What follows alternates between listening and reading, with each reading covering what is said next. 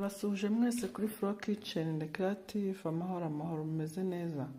Twagarutse muri gahunda yacu yo kwita ku buzima, yo kuganira ku mirire yacu, ibyo tugomba kurya kugira ngo bitugirire umumaro, kugira ngo bidufashirize imibiri, tubashe kugira ubuzima bwiza. Burya ubuzima bwiza bwose buva mu byo turya, kimwe n'uko indwara no kuzahara nabyo biterwa n'ibyo turya. Biratandukanye rero ku buryo ushobora kurya nabi turabizi ukazahara, cyangwa se ukarya neza ukamererwa neza. Ni muri urwo rwego rero uyu munsi nateganyije ko twaganira ku rubuto rwa watermelon. Watermelon irazwi cyane ahantu mu masoko duhahira, iriganje cyane. Ni gake wavuga ngo wagiye mu isoko uburamo watermelon. Ndetse n'akarusho zirera cyane inaha iwacu mu Rwanda, ushobora no kuzihingana ukazeza ukajya uzirya uzisaruye aho wazihinze. Reka rero tuganire kuri watermelon, turebere hamwe ibyiza ifasha imibiri yacu, uburyo tugirira umumaro iyo twayiriye. Nitumara kubisobanukirwa turabishyira muri gahunda uko tubishoboye, tujye tubishyira mu mafunguro yacu, kuko ni urubuto rwiza cyane. Ariko ibya watermelon rero biteye gute? Reka tubiganireho twumve. Watermelon ikungahaye kuri vitamine A na vitamine C. Vitamine C ikaba izwiho kuzamura ubudahangarwa bw'umubiri, ikazamura abasirikare, bigatuma umubiri wacu ubasha kwirwanaho mu kwirinda indwara zitandukanye. Umubiri ufite ubudahangarwa bwo hejuru, ubwirinzi bukomeye, ntago upfa gufatwa n'akarwara kabonetse akariko kose. Iyo wariye watermelon rero iguha iyo vitamine C, ikabasha kukurinda indwara, kuko ituma umubiri uzamura ubudahangarwa, ukaba ukungahaye ku bwirinzi. Watermelon kandi ifitemo na vitamine A.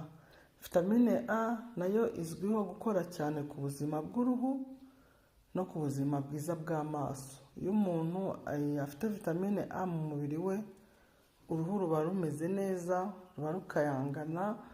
Umuntu ashobora kukureba akagira ngo uri umwana muto kandi ukuze, kubera uruhu rwiza rwabonye vitamine A, rukungahaye kuri vitamine A. Ndetse n'ibibazo by'amaso, kugira ibibazo by'ubuhumyi, kutareba neza, kudasoma neza, mbese ibibazo by'amaso byose, iyo ufite vitamine A utandukana nabyo. Iyo vitamine A rero tubonye ko naho dushobora kuyikura muri watermelon, nubwo hari ahandi henshi iva, ariko iyo ufata watermelon, iyo vitamine A nayo ubasha kuyigiramo, ugatandukana n'izo ndwara z'uruhu ndetse n'iz'amaso. Hejuru yo kuzamura ubudahangarwa, umubiri wawe ukaba uhagaze neza, ukaba wirinda indwara, ufite abasirikare bahagije.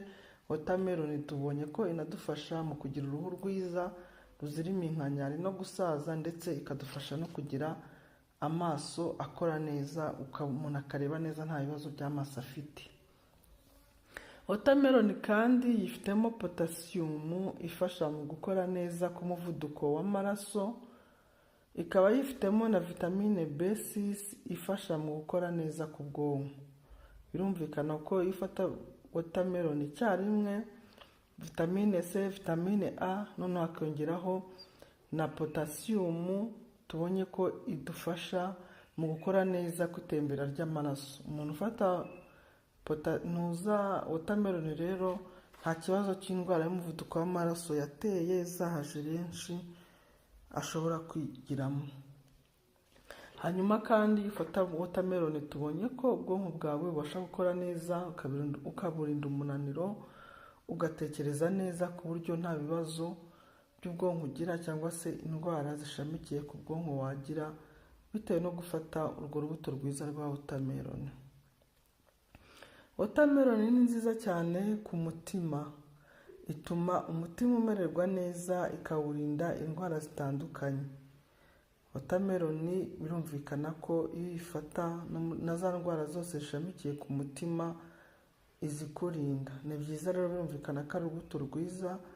Niba urufata ukabasha kwirinda indwara z'umutima, urabizi ko ziri mu ndwara zikaze ndetse zizahaje n'abantu cyane, ariko watermelon ikaba ibasha kuzirinda. Murabyumva rero ko watermelon ari nziza cyane kuko ikora no ku mutima ikawurinda indwara ziwushamikiyeho.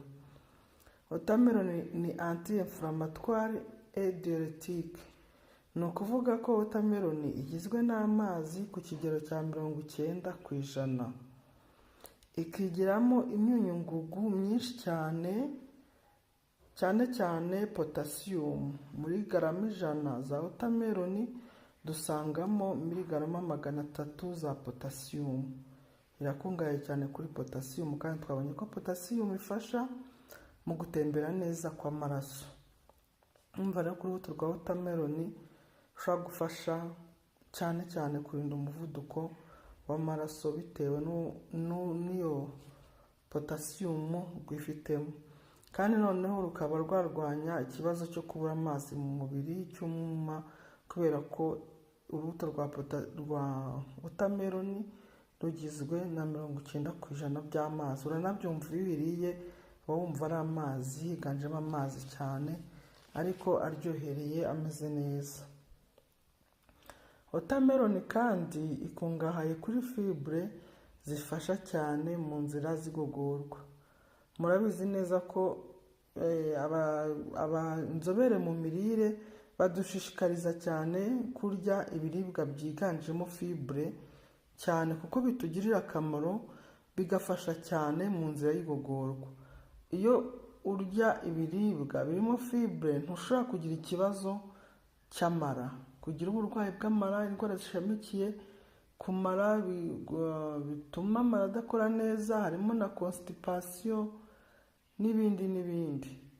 Ntabwo ushobora kugira ikibazo cy'amara ufata ibiryo byiganjemo fibre. Fibre ni nziza cyane, tuba tuzikeneye kugira ngo digestion y'ibyo tuba twariye igende neza. Ushobora gufata ibiryo bikakuremerera mu nzira y'igogorwa, ukumva uragugaye, ukumva byanze kuva mu gifu. Murabizi bijya bitubaho cyane, ariko iyo umenya ubwenge ukamenya icyo ukora, ukavuga uti ubwo meze gutya reka mfate akantu karimo fibre, ugahita ufata nk'iyo watermelon, ubasha kumererwa neza, ya nzira y'igogorwa ikagenda neza, hanyuma umubiri ugatekana, kuko ibyo bintu byo kugara bihita birangira.